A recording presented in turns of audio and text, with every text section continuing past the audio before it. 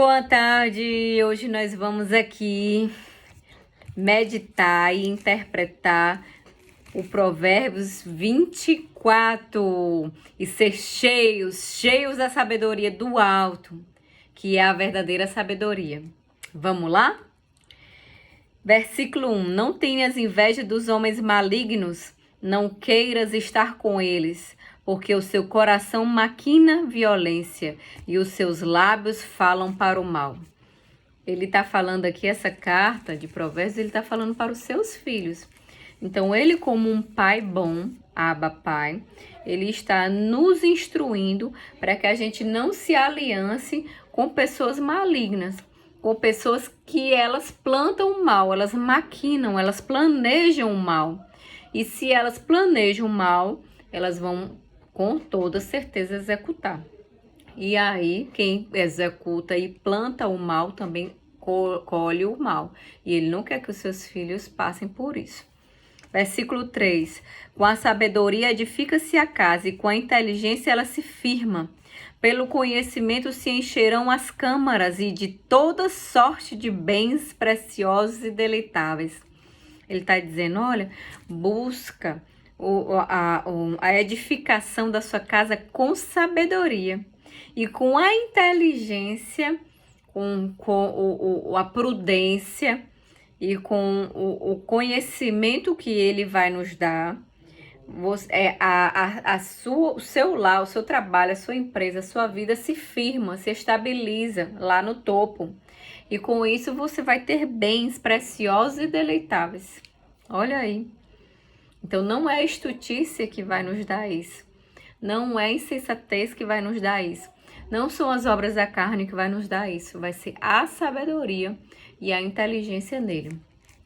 Mas mais poder tem o sábio do que o forte, e o homem de conhecimento mais do que o robusto.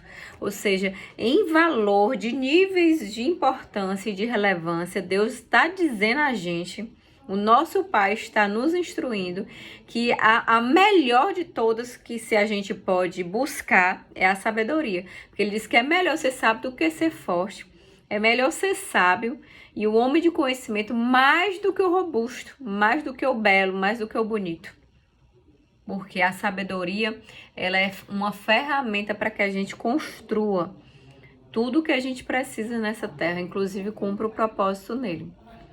Com medidas de prudência fará a guerra. Na multidão de conselhos está a vitória. Ele fala muito de multidão de conselhos, que a sabedoria dos sábios, ouve o conselho da sabedoria dos sábios. E ele está falando multidão de conselhos. Assim, quanto mais você tiver conselhos, mais sabedoria, mais inteligência, mais conhecimento para o bem você está tendo. Então, com isso, você consegue um império. A sabedoria é alta demais para o insensato. No juízo, a sua boca não terá palavra. Olha, está dizendo que a sabedoria é alta demais, é valorosa demais para o insensato. É impossível que o insensato consiga ao menos ver a sabedoria. Porque é alta demais, não faz parte da visão dele. Ao que cuida em fazer o mal, mestre de intrigas lhe chamarão. Os desígnios do insensato são pecado, e o escarnecedor é abominável aos homens. Ele está dizendo que o insensato, ele planta, né? E ele planta obras da carne, pecado. E todo pecado tem consequência, tem um caminho de morte. E o escarnecedor, aquele que fala blasfêmias, fala insensatez, fala coisas imprudentes, violentas, ela é abominável aos homens, não é nem a ele. Nessa passagem ele não está falando dele, está falando aos homens, ou seja, os homens repelem, os homens não querem saber de pessoas assim. Se te mostras fraco no dia da angústia, a tua força é pequena. Olha, se te mostra fraco no dia da angústia, ou seja, no dia da angústia a gente tem que mostrar que a gente é forte. A tua força é pequena, porque é muito fácil você mostrar que é forte nos dias bons, nos dias alegres, nos dias que dá tudo certo. Mas a gente tem que mostrar verdadeiramente quem nós somos e a força que nós temos no Senhor são nos dias ruins, são no dia da angústia.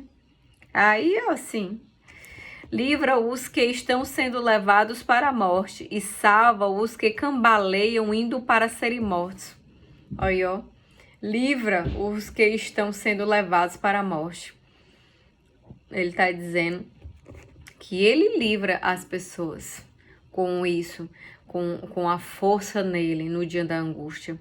Se disseres, não o soubemos, não perceberá aquele que pesa os corações. Não soubemos, a gente não sabe disso. Não percebe aquele que pesa os corações, ou seja, quem pesa, quem avalia, quem julga os corações é ele. É ele. E não adianta você dizer que não sabe. Não saberá aquele que atenta para a tua alma?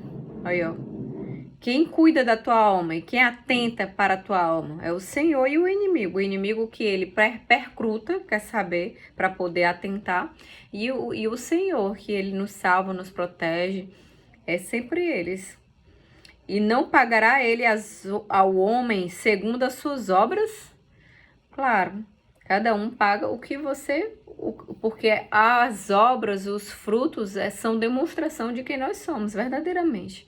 Não é quem eu digo que eu sou, não é quem eu conquisto, não são os bens que eu tenho, não são as pessoas que falam ao meu respeito, mas as minhas obras é que falam segundo o que eu sou e o que eu criei e nas minhas mãos. Deus vai mostrar, cadê as tuas mãos? Nas nossas mãos estão as nossas obras. Filho meu, saboreia o mel porque é saudável e o favo porque é doce ao teu paladar. Então sabe que assim é a sabedoria para a tua alma. Se achares, haverá bom futuro e não será frustrada a tua esperança. Olha aí, a sabedoria será... quem tem sabedoria, quem achará sabedoria, é para a nossa alma o bom futuro e não será frustrada a nossa fé. Aqueles que confiam, que acreditam que a sabedoria que o Senhor nos dá, ela é providente para o nosso futuro. Não te ponhas de emboscada ou perverso contra a habitação do justo, nem assoles o lugar do seu repouso. Olha aí, não te ponhas de emboscada, ó perverso. Ele tá falando para o perverso aqui, ó. Contra a habitação do justo, nem assoles o lugar do teu repouso. Tá vendo que ele tá dando uma ordem, ó perverso, não faça isso contra o meu filho, contra o meu amado, contra o meu justo, que você vai responder, você vai assumir a consequência, e as consequências são o caminho de morte. Porque 7 vezes cairá o justo e se levantará, mas os perversos serão derrubados pela calamidade.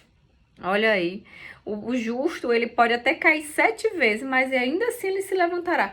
Mesmo que ele se levante para o paraíso eterno, para lá, na direita de Deus Pai.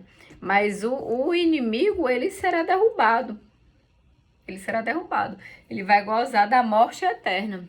Em outras passagens ele fala sobre isso, que é muito pior ainda que a morte e as chamas do inferno que ardem.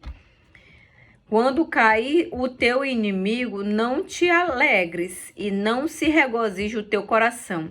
Quando ele tropeçar, para que o Senhor não veja isso e lhe desagrade e desvie dele a sua ira. Ele está dizendo, olha, quando você vê, ele está dizendo, olha, ó perverso, não faça isso com meus filhos, que você vai responder. Mas quando ele cair, não se regozije, não se alegre no seu coração, não. Seja triste, é o contrário. A gente que sabe, que conhece a Deus e que sabe que Deus é bom, perfeito e agradável, quando a gente vê uma alma que pode estar indo para o inferno, pode estar caindo, a gente tem que ficar triste, porque era para aquela pessoa ir para o céu. Deus ama almas e Deus quer que todos sejam salvos. Então, o final da morte eterna para um ser humano é muita tristeza. Da mesma forma que Deus se alegra e faz uma festa no céu quando uma pessoa é salva, quando ela confessa Jesus Cristo com a sua boca e crê com seu coração, que Jesus Cristo é o seu Senhor e Salvador, como Romanos diz isso, Deus faz uma festa nos céus. Imagine então o contrário, Quando ele vê uma alma humana indo para o inferno, o coração dele fica... Se nós, seres humanos, quando vemos uma pessoa perverso morrer, a gente fica triste porque sabe que o caminho foi mau, a gente sabe que o resultado vai ser morte eterna. Imagine o Senhor, que é perfeito e que é bom 100%. Ele fica muito, muito triste mesmo, porque ele deu seu unigênito para que todo aquele que nele crê seja salvo. Ele não quer que ninguém vá para o inferno. Inclusive, o inferno não foi feito para o ser humano.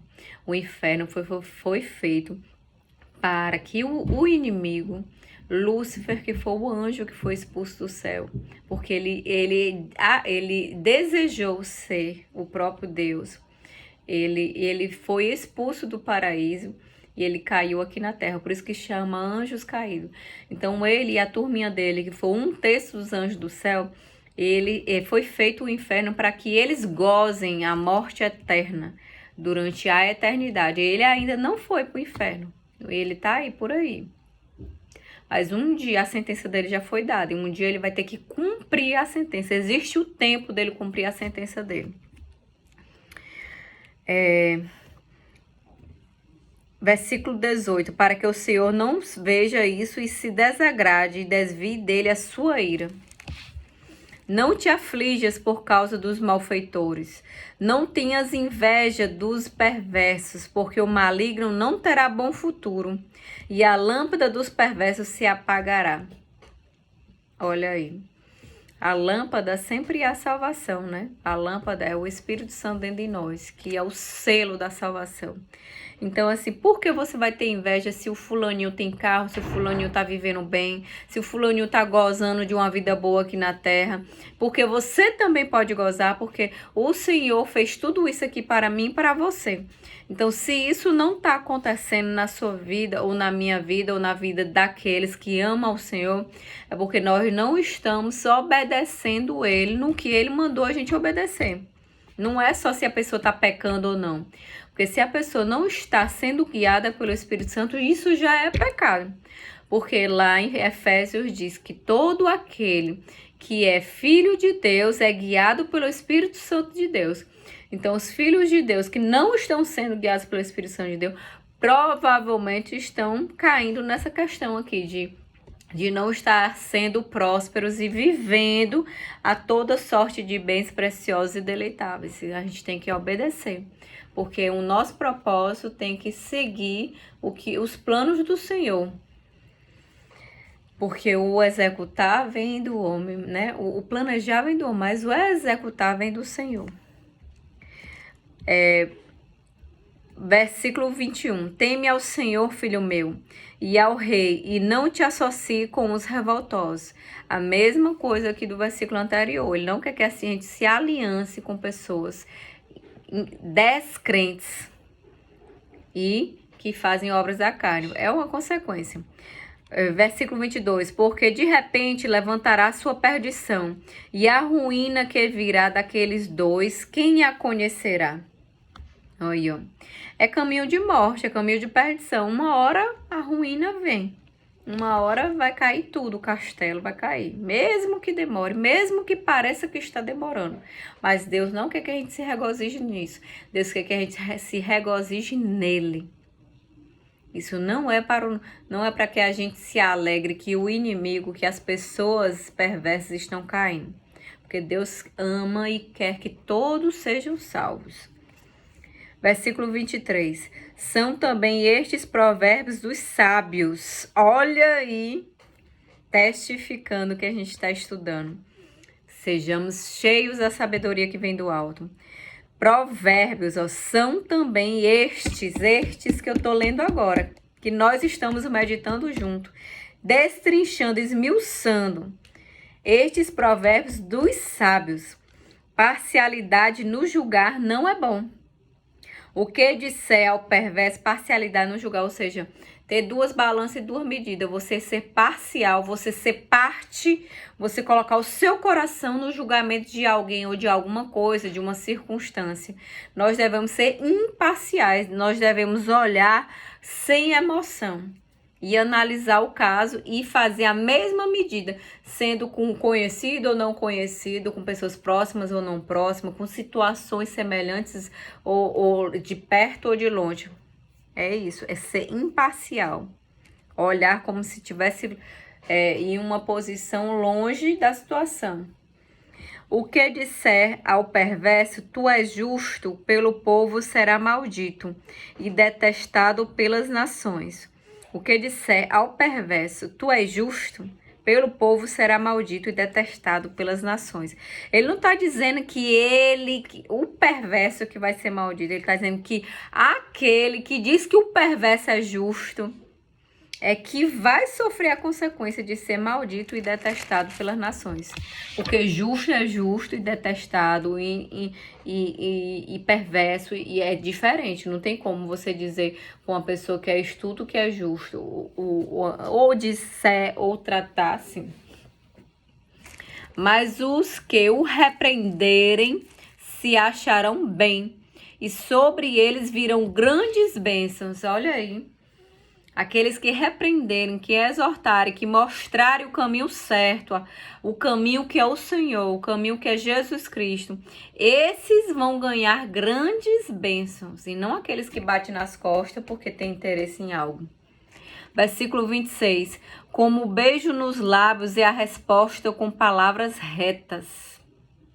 É a mesma coisa de você estar beijando na face, que é algo de íntimo, né? E é algo gostoso você beijar no rosto. Então, ele está dizendo aqui, é a mesma coisa de você ter resposta com palavras retas, palavras corretas, palavras verdadeiras, honestas, fiéis. É a mesma coisa, ele quantifica. Versículo 27.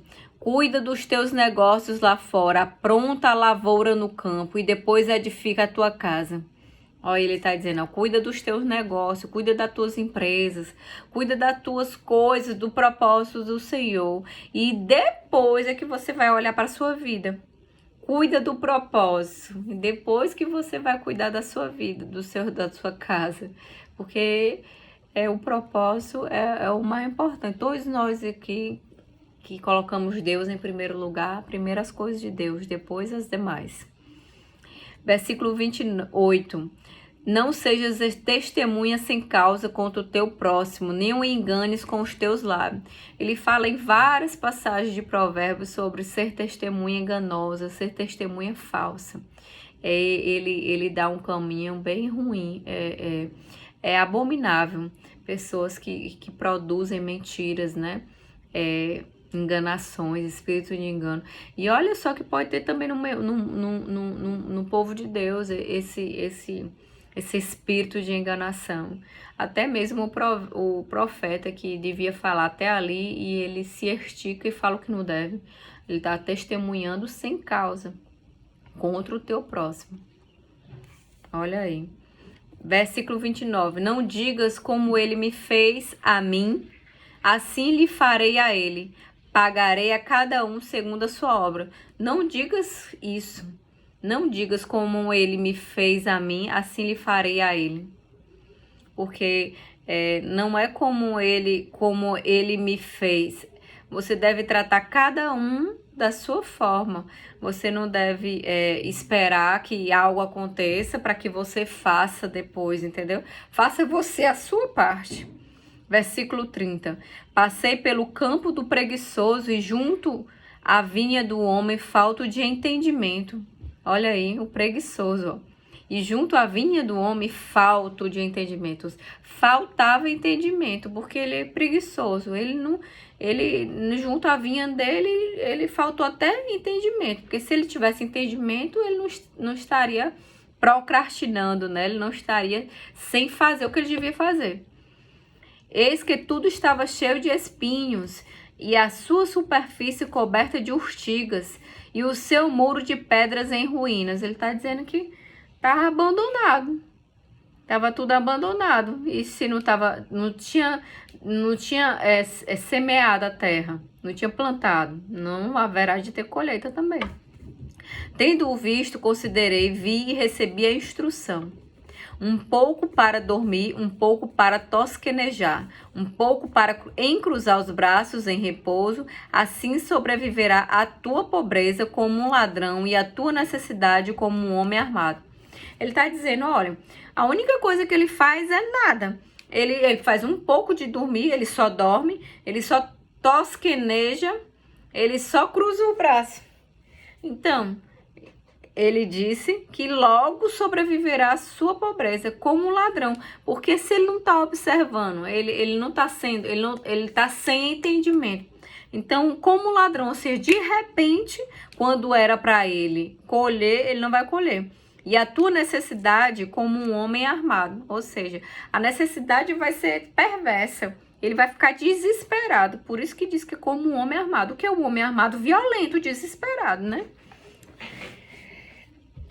Muito obrigada. Aí esse foi o capítulo 24. O versículo que mais me chamou a atenção foi esse aqui, versículo 14, que diz: então sabe que assim é a sabedoria para a tua alma. Se a achares, haverá bom futuro e não será frustrada a tua fé, esperança é fé. Essa foi a que mais me chamou a atenção. Como ele diz que satisfaz a nossa alma, o nosso futuro, a sabedoria.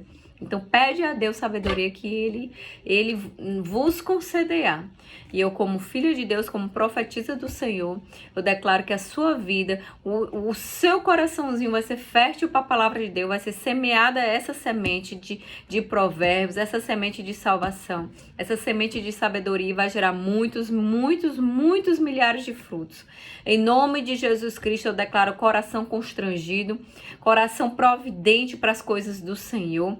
Eu declaro se abrindo o seu horizonte, a sua visão para as coisas de Deus, para a presença dele, para ser guiado por ele, a sabedoria chegando e a sua vida como todo, em todos os pilares da sua vida sendo transformados positivamente pelo poder do nome do Senhor Jesus Cristo. Até mais. Tchau, tchau.